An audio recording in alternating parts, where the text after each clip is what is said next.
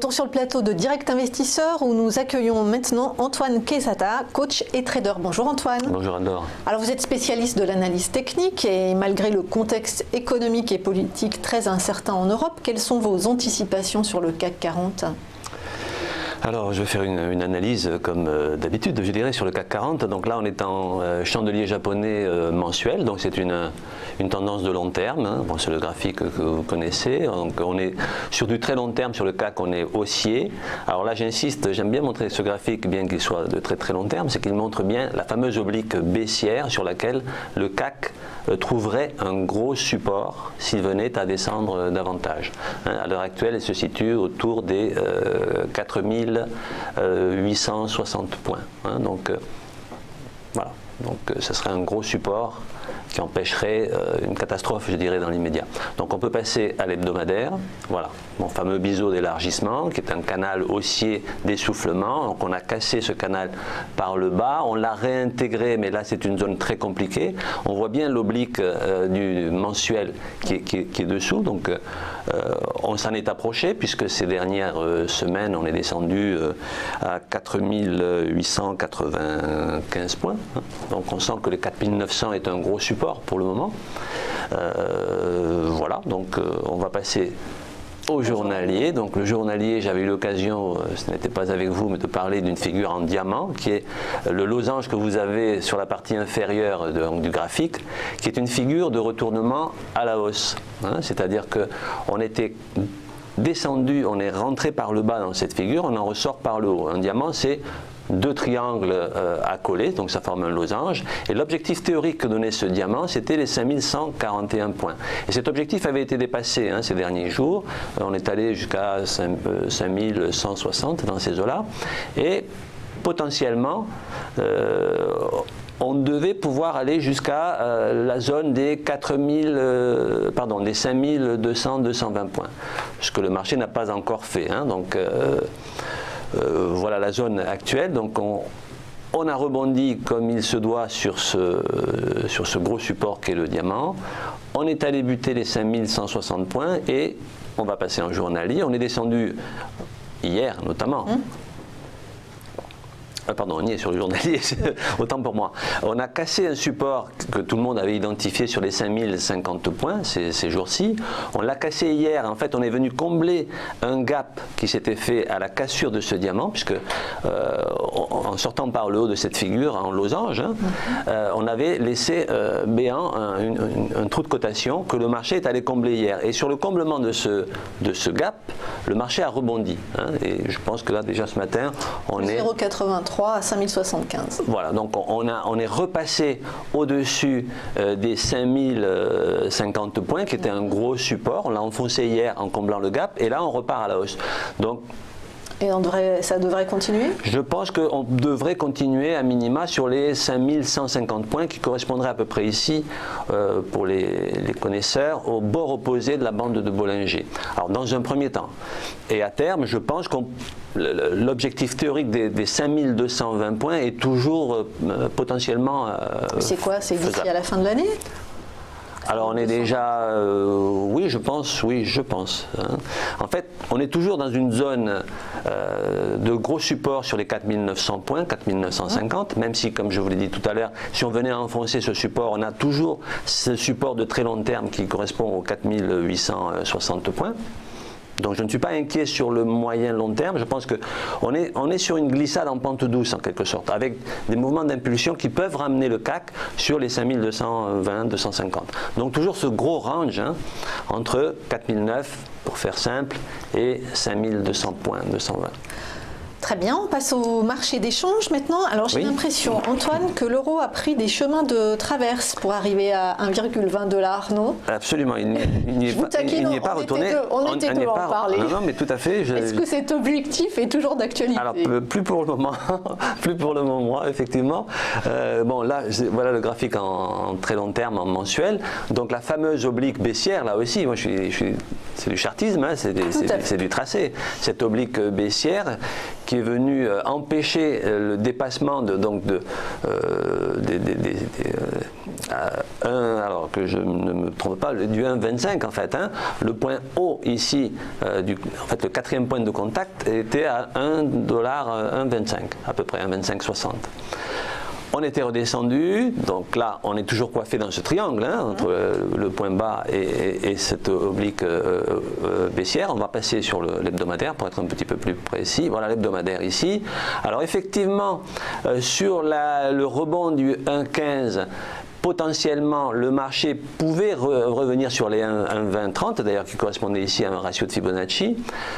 On ne l'a pas fait, on a calé sur les 1,1850 hein, de mémoire et depuis effectivement ça devient la zone la plus compliquée à dépasser. Alors ici grosso modo on pourrait voir une figure en épaule tête-épaule mais je ne pense pas qu'elle va se valider au sens propre du terme, elle est beaucoup trop en pente douce. Encore une fois, même l'euro-dollar il se trouve en pente douce comme les indices en fait. Hein. Tout cela descend mais sans brutalité. Hein. Comme si la situation géopolitique inquiétante n'était pas pour autant dramatique et qu'il suffirait de pas grand chose pour que une impulsion de rebond se produise. Donc pour répondre à votre question, effectivement le 1,20 n'est plus du tout d'actualité, en tout cas graphiquement parlant. Donc on a buté ici, moi je considérais que le 1,13 était une zone très compliquée, qu'il fallait surtout pas l'enfoncer. Alors on l'a enfoncé, on est allé à 1,12, hein, on a rebondi assez rapidement, ce qui me laisse entendre que malgré tout l'euro-dollar ne va pas chuter violemment. C'est le fait que nous ayons ici en formation ce qu'on appelle donc ce que j'appelle une divergence haussière. Vous remarquerez que sur les indicateurs techniques, hein, sur le stochastique et le RSI qui sont en dessous de la courbe des prix, on a un segment qui monte dessous alors que sur la courbe des prix, on a un segment qui descend. Et donc sur les 1,12, qui correspondent à peu près à 61,8% de Fibonacci, encore une fois, moi j'utilise énormément Fibonacci, c'est-à-dire que le marché, depuis son point haut de 1,2550 jusqu'au point bas antérieur, il a retracé, et là on est venu se poser pratiquement sur les 61,8% de retracement, qui est un palier, je dirais, c'est le dernier filet de protection. En principe, quand on casse ce support, ce palier de 61,8%, il y a de fortes chances qu'on aille nettement plus bas. Mais ce support est solide. En tout cas, il en a l'air. Hein. Donc, divergence haussière qui n'est pas validée. Donc, gros support sur les 1,12, hein, en fait, les plus bas que le marché a fait. Donc l'euro-dollar pourrait continuer sa glissade en pente douce, mais je pense qu'il ne faudrait pas casser les 1,1187, en fait ne pas faire un bas plus bas que les 1,12 qui ont été faits récemment.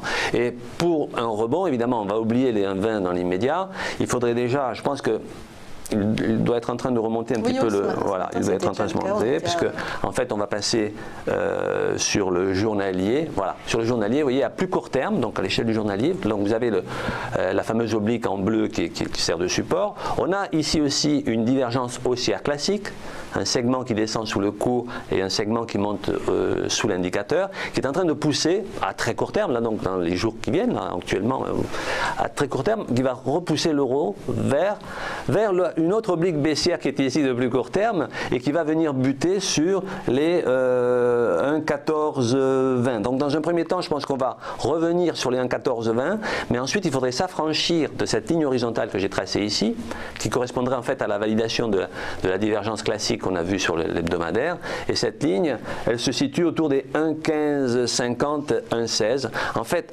à très court terme, un rebond qui va se produire très certainement jusqu'à 1,1420.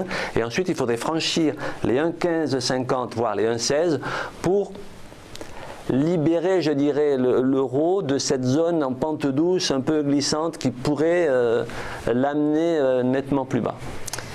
Voilà pour l'euro-dollar. Et on termine avec le marché du pétrole et pas le marché de l'or, contrairement à ce que j'ai annoncé. Moi, je voulais que vous me parliez d'or, vous allez me parler de pétrole. Je l'ai fait il y a quelques semaines.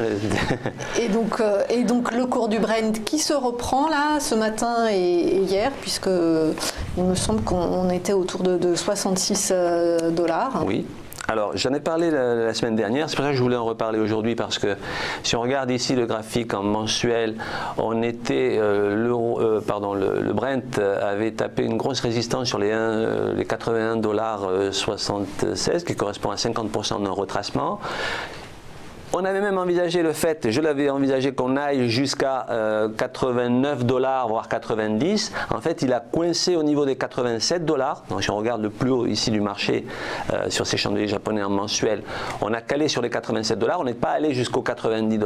Et depuis, effectivement, il y avait un support qu'il ne fallait pas casser, qui était les 80 $. Je crois que la dernière fois qu'on s'était vu, j'en avais parlé. Les 80 $ qui était un gros support qu'il ne fallait pas casser. Et il l'a cassé en fait. Hein. Donc voilà, ça c'est l'hebdomadaire. Donc tendance haussière malgré tout, en mensuel ici, tendance haussière naturellement. On va passer à l'hebdomadaire. Voilà, alors un hebdomadaire, c'est ce graphique-là que j'ai montré la semaine dernière. La semaine dernière, donc ici j'ai montré ce qu'on appelle un biseau ascendant, c'est-à-dire deux droites qui ne sont pas parallèles et qui convergent. En fait, c'est un marché qui était en train de monter, sauf que les mouvements étaient de moins en moins violents.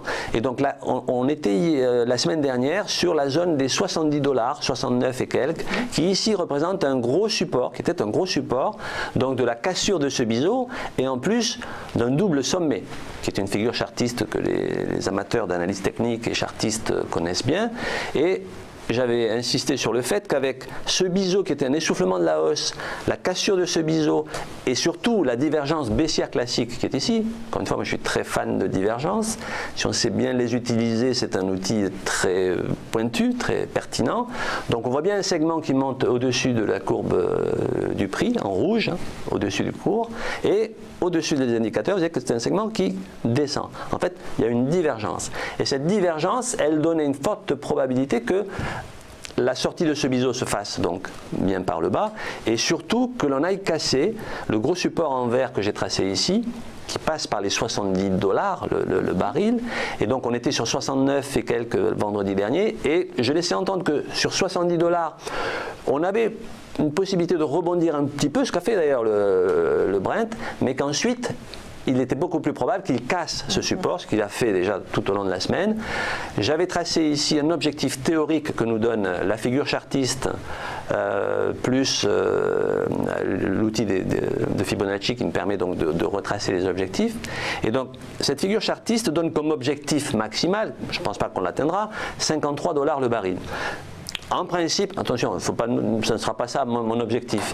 Je pense qu'on a le risque, je dirais, d'aller jusqu'à 59,46, allez, 60 $ le baril, qui serait 50% de cet objectif, puisqu'on va retrouver des supports avant. Donc la cassure des 70 $ est allé donc nous ramener en dessous même d'un premier objectif que j'avais cité le vendredi dernier autour des 66 $, qui correspondait à 23,6% de Fibonacci. Et depuis, effectivement, on est allé un petit peu plus bas, je crois qu'on est allé jusqu'à 64 $. Et là, ce qui était très probable, que j'avais évoqué, c'est qu'on revienne maintenant en pullback, hein, sur une figure chartiste et un gros support qui est cassé. En général, le marché, une fois qu'il l'a cassé, il a tendance à vouloir réintégrer. Pourquoi? Il y a toujours un effet d'aubaine, des gens qui pensent que... Et effectivement, on a des chances de revenir gentiment sur les 70 $ qui vont maintenant devenir une grosse résistance. Donc très probablement retour sur les 70 $ pour ensuite très certainement redescendre et voire même à terme aller jusqu'à 60 $ le baril. Donc voilà, ça c'était un petit peu la confirmation de la projection que j'avais faite la semaine dernière. Sur le Brent. Sur le Brent. Merci beaucoup Antoine Quesada, coach et trader. Merci.